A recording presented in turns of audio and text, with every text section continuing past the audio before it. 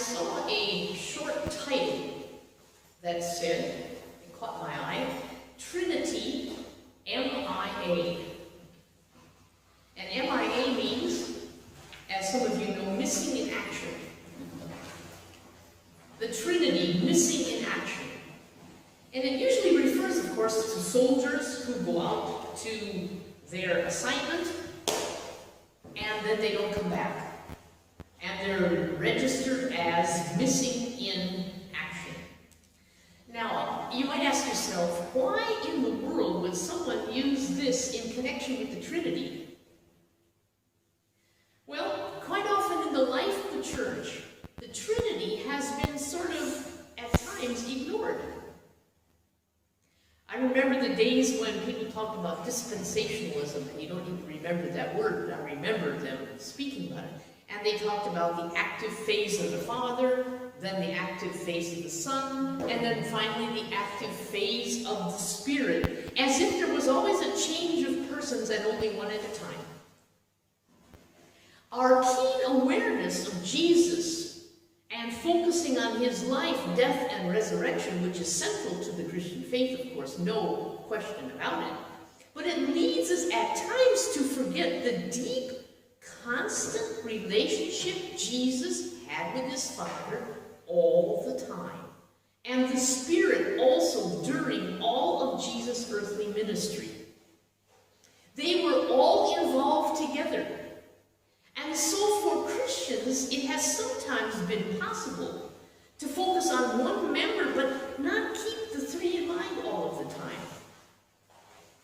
Lately, however, and I've read a number of different books, seen another number of people speak about these things, there's been a renewed focus on the Trinity, a perspective that's deepening. For it can be seen that the Trinity really reflects the way our universe is formed.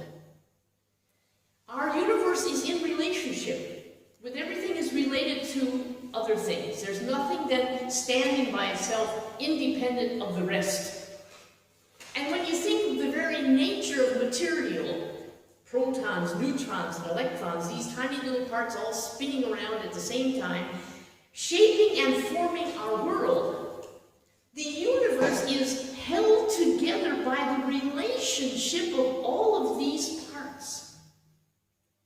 And if you talk to scientists, I'm sure they could give you all kinds of information that I have no grasp of. I just know enough to make me hungry for more. So there is relational glue holding all these things together. And that scientific reality should not surprise us, since the Trinity is the basis for this formation. All three were involved in creation, and that was described quite clearly in Genesis at the very beginning. For a long time then, the Trinity was missing in action because we did not see the three working together as one. So tonight, I'd like us to look at two portions of Scripture. One is an Old Testament passage, and one is a New Testament passage, and see if we can link them together. The New Testament passage is John 16, 12 through 15. John 16, 12 through 15. And we read, "There is so much more," and this is Jesus speaking, "I want to tell you, but you can't bear it now. When the Spirit of truth comes, he will guide you into all truth. He will not speak on his own, but will tell you what he has heard. He will tell you about the future. He will bring me glory by telling you whatever he receives from me. All that belongs to the Father is mine. And this is why I said, the Spirit will tell you whatever he receives from me." I find that passage wonderfully linking all three persons of the Trinity together. And then there's a story in the Old Testament, Genesis chapter 18, verses 1 through 8. I'd like us to read that. An Old Testament story. Genesis 18, 1-8.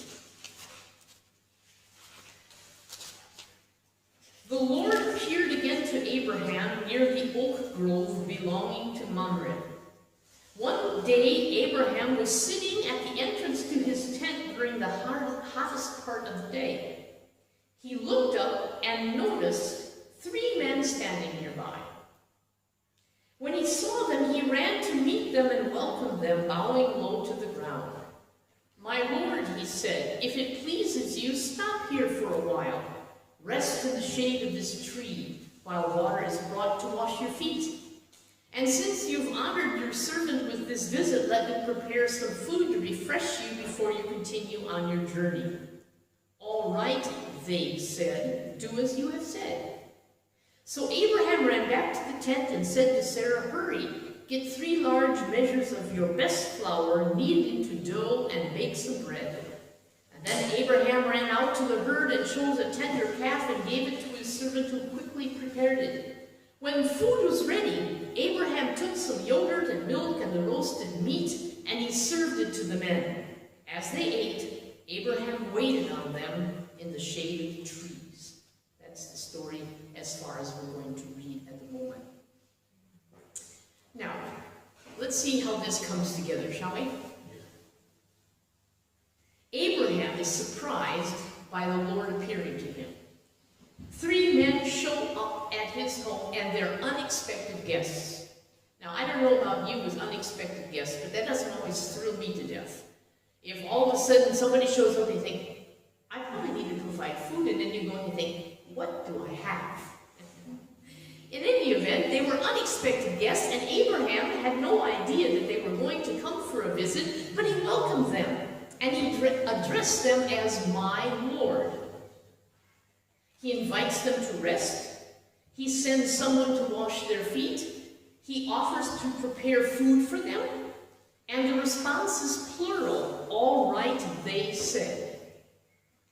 And with that, Abraham leaves them and gets food ready. It wasn't a fast food number.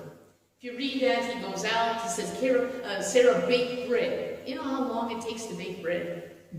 Or he says to the other fellow, go out and get this calf and dress it down, and let's get the meat on the grill.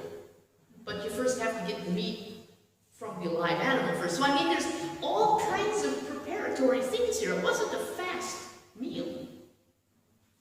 Finally, though, everything was ready, and Abraham served them, and he was nearby, but didn't sit down to eat with them. He waited on them. Later on in the story, 2 other things happen, which I think is interesting, and will connect us to the New Testament passage.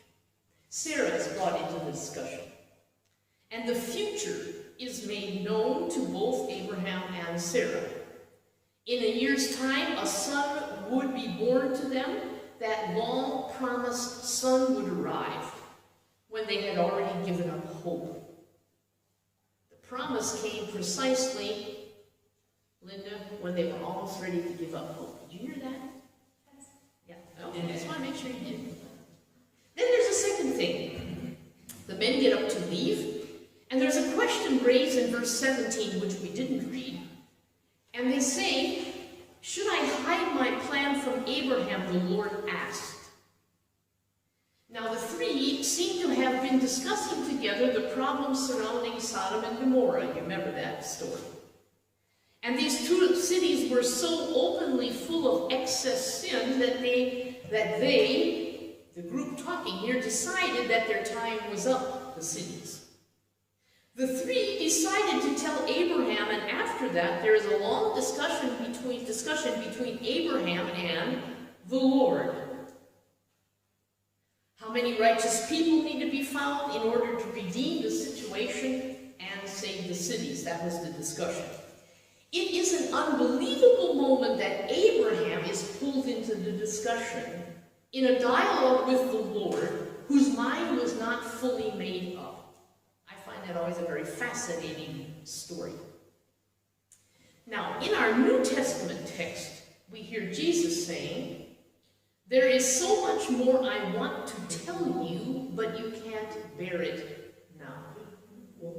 It's rather like the discussion before telling Abraham, "Can I share my plan with them?" The disciples were fully overloaded during these last hours with Jesus. And there are some other interesting parallels to our Old Testament text. Jesus, before this text, had washed the disciples' feet. They sit down at the table with Jesus. They're at the table together for the Lord's Supper. And with the coming of the Holy Spirit, Jesus makes it clear you can expect him to come, not surprise guests, but expected one. And that's what happened when the disciples waited in Jerusalem for the person who was to come. Jesus also says, when the Holy Spirit comes, there will be truth spoken. In the text prior to what we have, Jesus says, "And when he comes, he will convict the world of its sin," almost similar to what happened in Sodom and Gomorrah. They were convicted of their sin. "And of God's righteousness, and of the coming judgment." And we know that Old Testament story had judgment in it. The world's sin, Jesus says, is that it refuses to believe in me. The Holy Spirit will tell you about the future, Jesus said. Like the three with Abraham, they shared the truth about what would happen next. Sarah was going to have a child of promise. The covenantal promise for the future was going to be secured in Isaac. And Sodom and Gomorrah were going to be judged.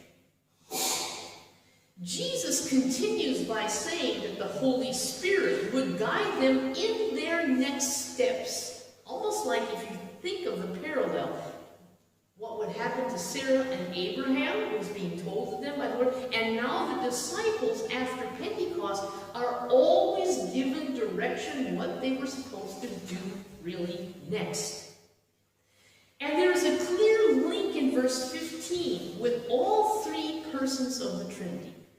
All that belongs to the Father is mine. This is why I said the Spirit will tell you whatever he receives from me. Father, Son, and Holy Spirit spinning together a unity as if it were a circle or a divine dance, as others have described it. And often Jesus describes this relationship from one going into the other. I've drawn in my Bible in several places little circles where Jesus talks circularly, bringing the Father and the Spirit into connection with himself. And here is also a connection describing the Old Testament story and the New. A table is spread for the guests there, Abraham waiting on them, but not eating with them. We don't know if it's out of respect, out of awe, out of knowing who they were. But now in the New Testament, Jesus sits with his disciples at the Last Supper. And since that moment, all of us have been asked to join at the table with the Lord. I think there's so many wonderful connections, it almost bursts my thinking. The Trinity invites us to the table where the meal is prepared for us, broken bread, spilled out wine, Jesus for us, bringing glory to the Father, opening up the way for the Holy Spirit. All the three in one. The connection of this Old Testament story with the New Testament reality is found in a piece of devotional art, and I happen to have copies for everybody to have one. So, give everyone one, and give you the extra back.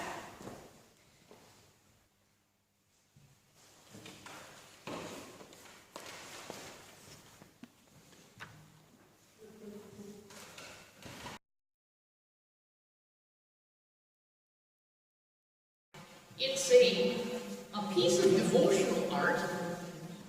It was done by Andrei Rublev between 1360 and 1430, his life was, so a long time ago, painted this icon, which was called, and here's the interesting thing, the hospitality of Abraham, the hospitality of Abraham, or simply the Trinity. Both of those names are used for the very same picture. I think that's fun. The colors of gold and blue and green bring the three together. They pass from one picture to the other, sort of linking them all. And they're eating and drinking, enjoying one another's company. Those who studied this famous icon, and I've mentioned it before, but it's, to me, something that bears repeating because it's so uniquely beautiful. Someone who studied this particular icon has pointed out that the Spirit's hand, if you look at the third member of this picture, the Spirit's hand points with the finger to the fourth place on the table. And the question has always been, are we being invited to the table? Someone noted at the front of the table there appears to be this little rectangular bowl, and most people just pass right over it. But some art historians believe the residue of possible glue on the original icon indicates that there was perhaps once a mirror glued to the front of this table there in the picture, which would make it stunning when you think about it.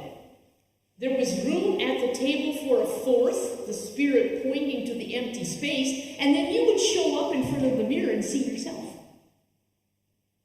I find that amazing. The observer is you, and you're invited to sit at the divine table to participate in the divine dance of mutual friendship and love. Isn't that an amazing thing? I don't know if you're as thrilled by that, but just the thought that there's room at the table for us.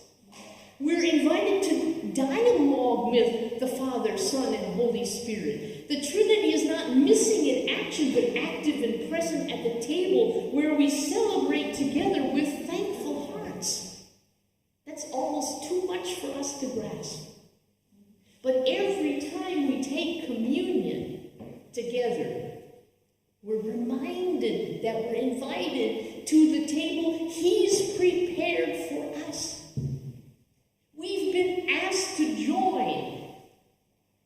There's room, and we just have to come. Isn't that amazing?